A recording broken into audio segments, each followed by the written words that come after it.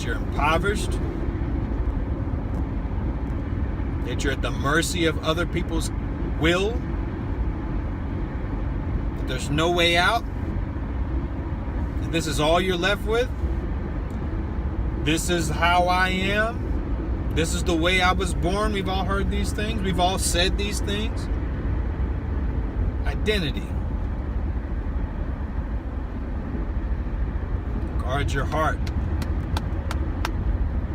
Guard your heart with all diligence, for out of it flow the well springs of life.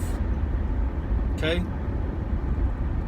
What you identify with, what you set your pace to, what you set your tune to, what you set your pulse to. Okay, what you set your rhythm to. It's going to change your outlook, your drum beat, how you walk, how you march. Your drum beat is perfection. God made me. I am God. Whatever it is, your highest consciousness. I'm not telling you, I don't know who God is to you. Maybe God is really small to you. God exists in a little break in case of emergency type window, and he's only useful for you when things are going bad. Maybe that's who God is for you. Maybe God is the supreme consciousness that lives inside of your heart. Maybe God is hidden within the universe, veiled within every single thing, sky, moon, sun, clouds, grass, and you see the radiating glory of God in everything that is around you, and you realize that you can reflect those very things in your life. Maybe that's what God is to you. But the reason why I put these things in that spiritual context is because you have to see beyond the limits. Okay? I mean, it's like the reason why it's like trying to make a statement about flowers by only looking at dead ones.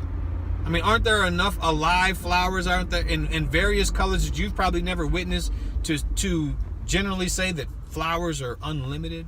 They have excellent radiance and recreative capacity built inside of them. I can look at it and see it even without having seen all of them. Okay? So what do we say that when we look at ourselves in the mirror? What do we say when we're looking at other people? Do we see unlimited potential and possibility in ourselves? Do we see unlimited possibility and potential in other people? If we did, we would treat ourselves differently. If we did, we would treat other people differently.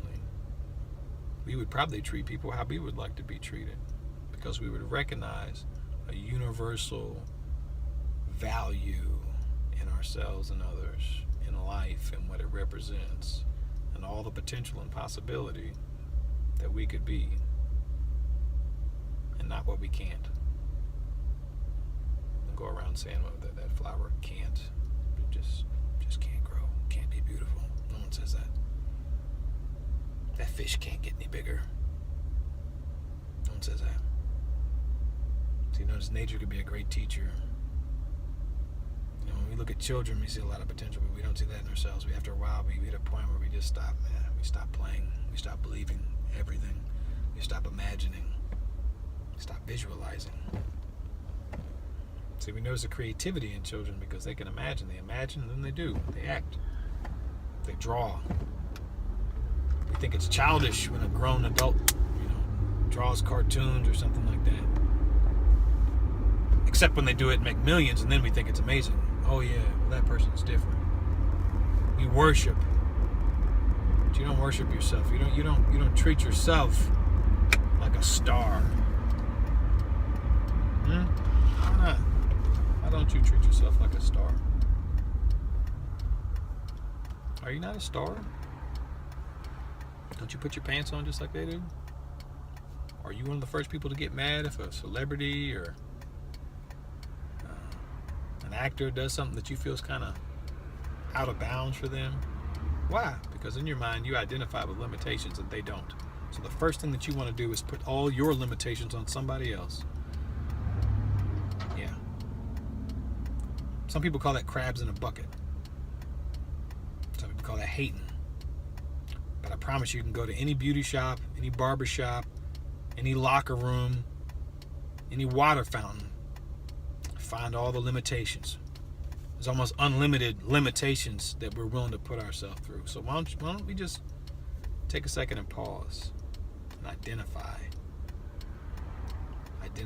with righteousness, uprightness. I'm upright. righteous, I'm kind, I'm proper, I'm loving, I'm giving. Why on earth would we want to identify with horrible things? I'm hateful, I'm spiteful, I'm vengeful, I'm prideful. And then we need to take inventory and let the world expose us sometimes. Universal law just has to expose us and our identity. Because sometimes we're willing to accept lesser value of ourselves. Like we are accepting one identity for the face of the other. Well, I'm white, so I can do this, that, and the other. I'm black, so I can do this. I can get away with this. I can accept a lesser valuable character about myself because of how I identify. Gotta really examine that. I think that's what propels us.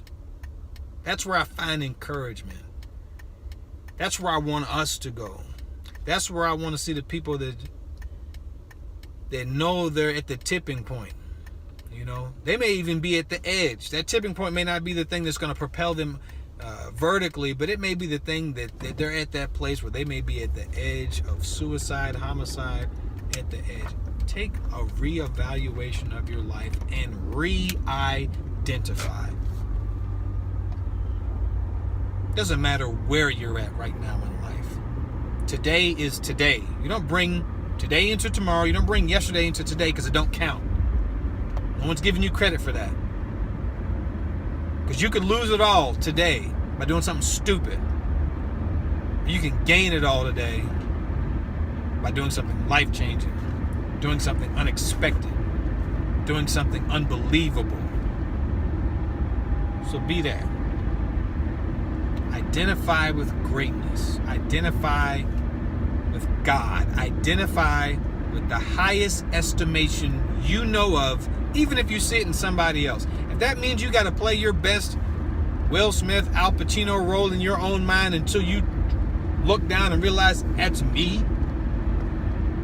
That the mind controls. Don't you let the body tell you what to do. Don't you let other people tell you what to do.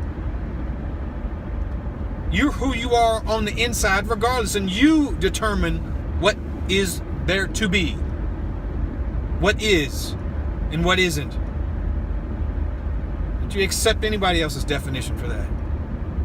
And you do that with perpetual determination. You don't that doesn't mean you got to be serious all the time. Laugh, smile, do all those things. Do all that. I want to sit here and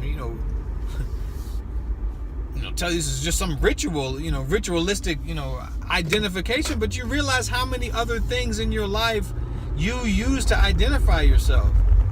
You break out in the morning and smile, and then the first thing you do when you play the radio in the morning is listen to music about hate and about killing people and about misusing people and about greed. Well, don't be surprised if you end up on a path of greed and misogyny and whatever else. Put yourself on where you want to go.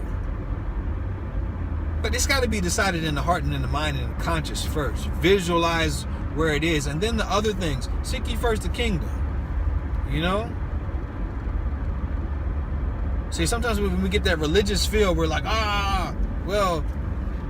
because I don't believe that Bible. Man, did you hear what I just said? Seek ye first in the kingdom of God and his righteousness, and all other things should be added unto you. So when I say that, did I just tell you to go to church? Did I just tell you to sing in the choir? Man, I am not here to life counsel you or life coach you into your personal decisions about how you have to grasp God from the inside out, not from the outside in. That's from the outside in.